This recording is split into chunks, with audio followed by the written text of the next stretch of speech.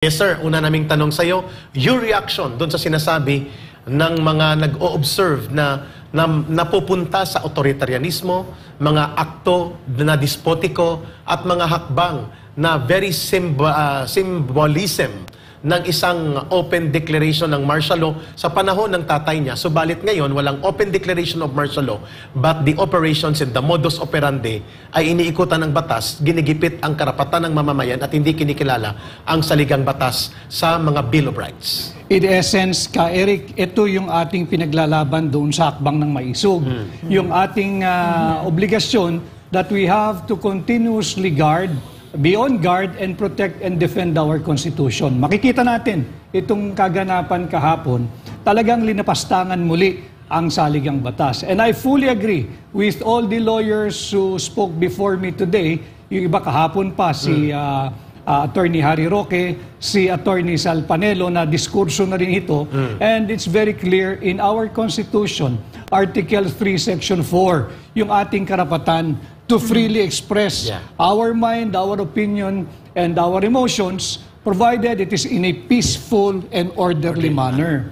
And I also agree with the discussion yesterday that you had with Attorney Roque. Yes.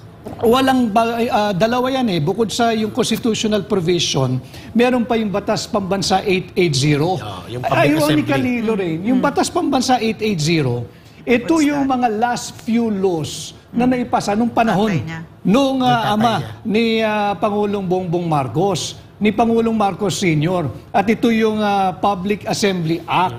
At doon nga, nakalahad doon, dalawang bagay kung ang pagdarausan ng isang payapang pagtitipon, kagaya nung hakbang ng maisog kahapon sa Bustos, Bulacan, ay sa pribadong pag-aari o ari-arian, hindi kailangan ng permit mula sa LGU. Klaro. Ang kinakailangan lang ay consent ng may-ari.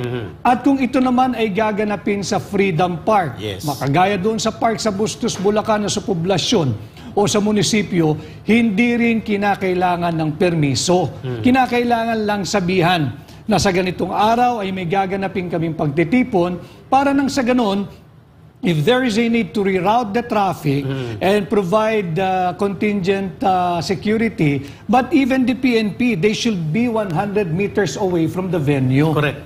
And importanteng maibanggit ko lang ito, sapagkat yung ganitong uri ng panggigipit, yung mga nanunungkulan ngayon sa administrasyon, yung mga siguro nagpapayo ng hindi tama kay Pangulong Bongbong Marcos, pakinggan po ninyo ito.